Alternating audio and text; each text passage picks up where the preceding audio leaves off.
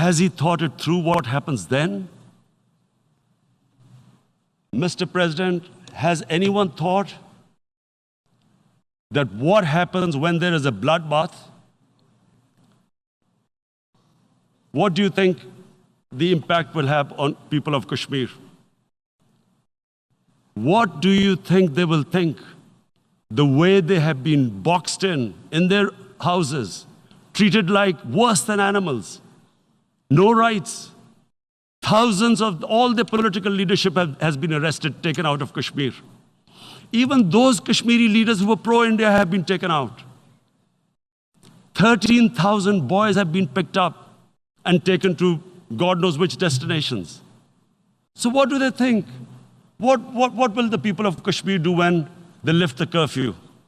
They will be out in the streets. And what will these soldiers do? They will shoot them. They've already used pellet guns, blinded young boys. In the last 6 years, the 5 years, the oppression that has gone on in Kashmir. And so, Kashmiris will be further radicalized. Mr. President, there will be another Pulwama. And guess what? India will blame us. They're already blaming us.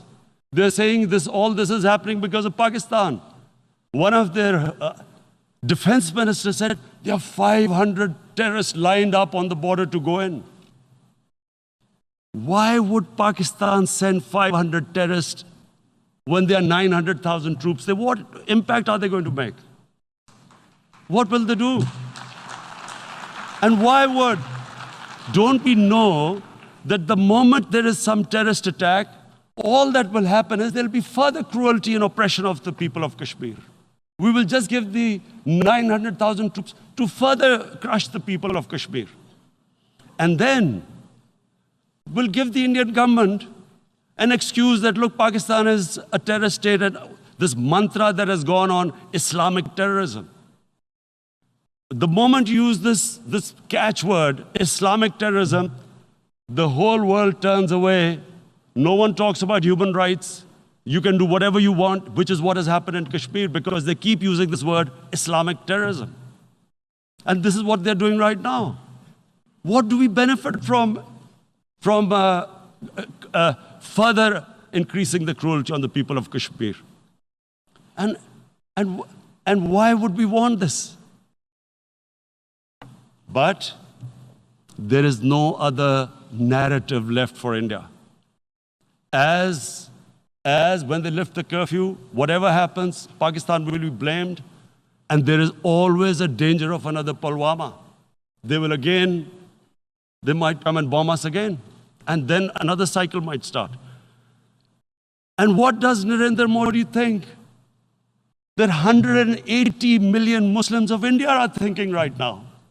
Aren't they watching these Kashmiris stuck inside for 55 days they've been stuck in? Aren't they watching? What do you think? Don't you think that the Muslims will be radicalized in India? And I am talking about 180 million people. And when they get radicalized, there will be some incident in India somewhere down the line. Again, we will be blamed. And I'm warning you right now, again, we will be blamed. And Mr. President, what about 1.3 billion Muslims who are watching this?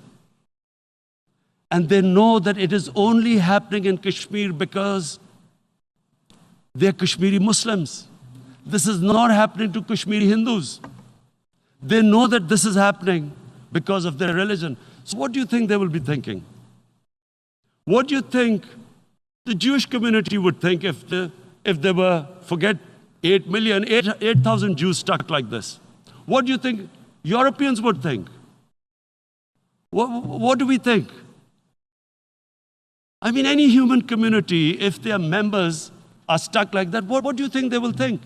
Are we a children of a lesser God? Is it not going to cause us pain?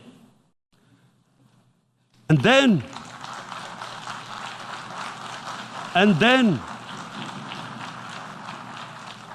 I'll tell you what will happen. People will, in the 1.3 billion Muslims, someone will pick up arms. I know we've been brought up with films, Western films. This good, decent guy doesn't get justice. He decides to pick up a gun and start seeking justice. There was a film made in New York, famous film called Death Wish. This guy gets mugged by and his family, his wife gets killed or something. He can't get justice. He picks up a gun and he goes around shooting muggers. And the whole cinema cheers him on. So what do you think the Muslims are thinking right now? If there is a bloodbath, there will be Muslims becoming radicals, not because of Islam, but because of what they will see, that there's no justice when it comes to Muslims. There were Rohingya Muslims, Myanmar, who are, God knows, almost 1 million people out, ethnic cleansing. What was the response of the world community? So what do you think will be the response of 1.3 billion Muslims? I picture myself. I'm in Kashmir. I've been locked up for 55 days. I have heard about, and there are rapes, Indian Army going into homes, soldiers. Would I want to live this humiliation? Would I want to live like that? I would pick up a gun. You're forcing people. You are forcing people into radicalization. When people lose the will to live, what is there to live for? And this is what, if you can do this to human beings, you are actually radicalizing people. And so, Mr. President, I want to repeat here, this is one of the most critical times. There will be a reaction to this. Pakistan will be blamed. 2 nuclear-armed countries will come face to face like we came in February. And before we head in that direction, the United Nations has a responsibility. This is why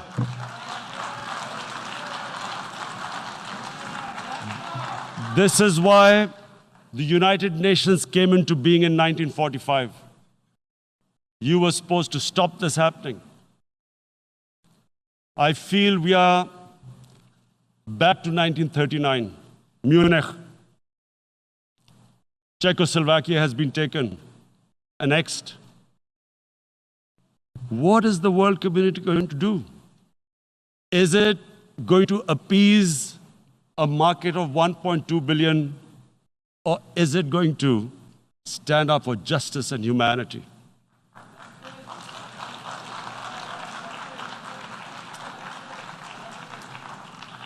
If this goes wrong, you hope for the best, but be prepared for the worst. If a conventional war starts between the 2 countries, Mr. President, if a conventional war starts, and anything could happen, but supposing a country 7 times smaller than its neighbor is faced with the choice, either you surrender or you fight for your freedom till death, what will we do? I ask myself this question. And my belief is, La ilaha illallah, there is no God but one. And we will fight. And when